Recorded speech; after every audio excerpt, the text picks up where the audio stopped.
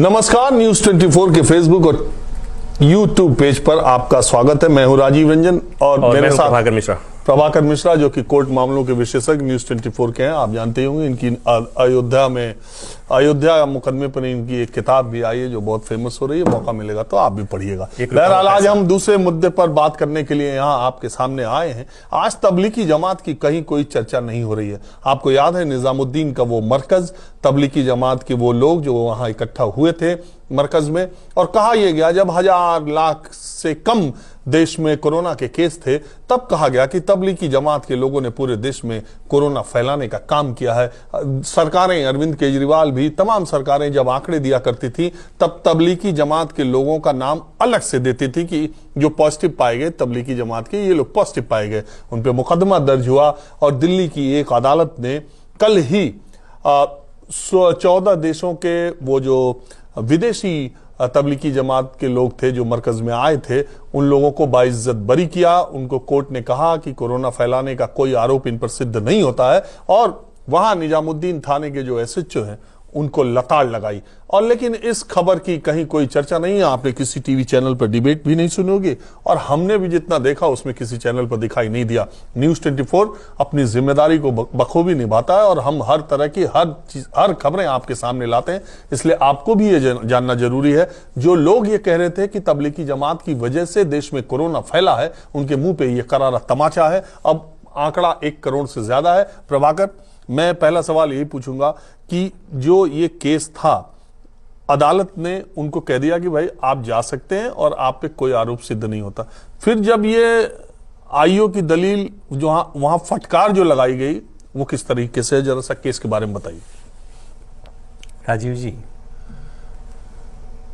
एक एक आदमी को याद है, और जो लोग बैठे हुए हैं, स्टूडियो में डिस्कशन नहीं हो रहा था, प्रत्येक हाउस होल्ड में, घर घर में प्रत्येक सदस्य इस बात पर चर्चा कर रहा था कि देश में कोरोना की बीमारी फैली है, महामारी फैली है, तो उसके लिए एकमात्र एक संस्था जिम्मेवार है, वो तबलीगी जमात। और निजामुद्दीन ऐसे लग रहा था कि चाइना से नहीं आया है, वो निजामुद्दीन के उस मरकज से आया है। और अफरा तफरी में आरोप तय किए गए, कोर्ट में चार्जशीट फाइल की गई, अदालत, निचली अदालत में मामला गया। वो जाना चाहते थे विदेश, वो विदेश जाना चाहते थे और उन्हें नहीं जाने दिया गया। कोर्ट में बार बार ये कोई आरोप जब साबित नहीं कर पा रहे थे निचली अदालत में, सुप्रीम कोर्ट तक मामला गया था राजीव जी। सुप्रीम कोर्ट में मामला गया, सुप्रीम कोर्ट ने कहा कि भाई इन्हें आप वापस जाने दीजिए। सरकार को कहना पड़ा, पुलिस को ये कहना पड़ा कि हम वापस तो जाने देंगे लेकिन कुछ औपचारिकताएं हैं। और अब जब निचली अदालत ने एकदम से फटकार लगाई, ये कहा कि भाई न कोई परेड हुआ, न कोई जांच हुई, आपने किस आधार पर इन्हें कह दिया कि 2500 में इतने विदेशी थे। पहली बात। दूसरी बात एक बड़ी रोचक है जो आपने चर्चा भी किया कि जब उस समय आंकड़े आ रहे थे, तो मैं केंद्रीय एजेंसी की बात नहीं कर रहा हूं, मैं दिल्ली पुलिस की बात नहीं कर रहा हूं।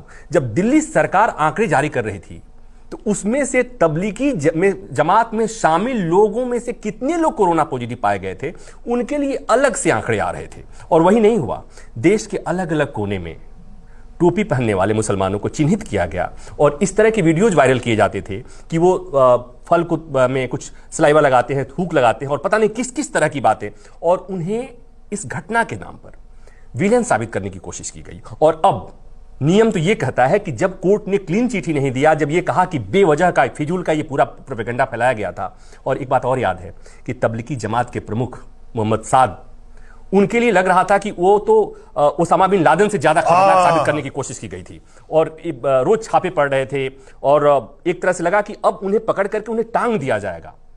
और मुझे अचरज होती है देश में ज्यादातर लोगों को मरकज का मतलब नहीं मालूम कि मरकज का मुझसे कई लोगों ने कहा उनको मरकज करने की क्या जरूरत थी। हाँ। अरे मैंने कहा मरकज का मतलब जैसे तुम्हारे धर्मशाला है वैसे उनका मरकज है, वो मरकज में आके रुके हुए थे। दूसरी बात, मैं खुद वहां गया मरकज में, निजामुद्दीन के मरकज में एक बार मैं पहुंच गया था।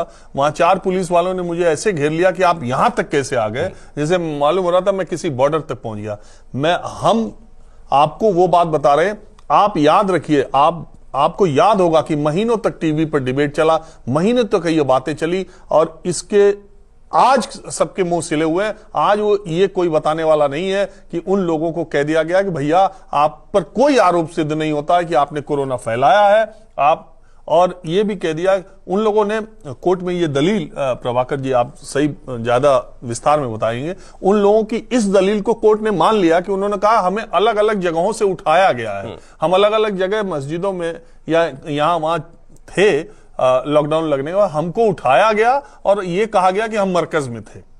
एक रोचक बात और बताओ, इलाहाबाद से जुड़े हुए हैं आप, इलाहाबाद विश्वविद्यालय से, इलाहाबाद विश्वविद्यालय के एक प्रोफेसर शाहिद, उनको इसी आधार पर यूनिवर्सिटी ने सो कॉज नोटिस दे दिया कि उनके यहां कोई मरकज के किसी सदस्य, कुछ सदस्यों को उन्होंने हेल्प किया था, उनको आश्रय दिया था। हाँ, राजनीति शास्त्र के प्रोफेसर। और ये इतनी शर्मनाक, एक तरह से कहें ये शर्मनाक स्थिति है। और हम ये कहेंगे कि इसके लिए मैंने जब कहा कि प्रत्येक हाउस होल्ड में इसकी चर्चा हो रही थी, तो उसके लिए जिम्मेवार कौन था? शाम के और दिन भर टेलीविजन चैनल में यही खबरें चल रही थी, दिन भर यही चल रही थी, और लोगों ने, घरों में बैठे हुए लोगों ने कर दिया कि भाई देश में सत्यानाश हो गया, ये कोरोना की महामारी के लिए एकमात्र ये तबलीगी जमात के सदस्य जिम्मेवार हैं। और तबलीगी और मरकज के नाम पर देश में जितने मुसलमान हैं, वो चाहे बिहार के पूर्णिया की बात हो या भागलपुर की बात हो या इलाहाबाद की बात हो या कहीं की बात हो, सबको आतंकी खलनायक घोषित करने की कोशिश हुई।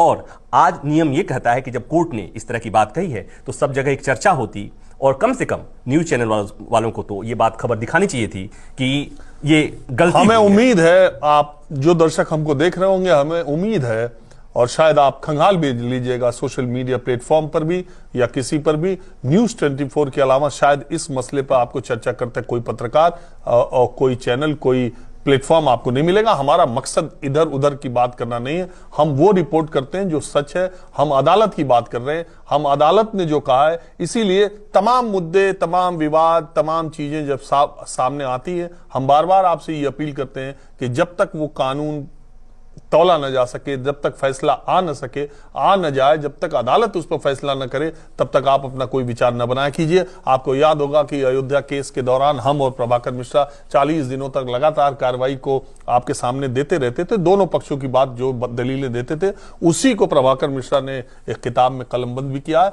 तो आज इस चर्चा में बस इतना ही, लेकिन इतना याद रखिए कि अगर आपने भी तबलीगी जमात और मरकज को लेकर के अपने मन में दुर्भावनाएं पाली थी, तो 2 मिनट आंख बंद करके आज थोड़ा विचार कीजिएगा किसी के बारे में अंतिम फैसला लेने से पहले।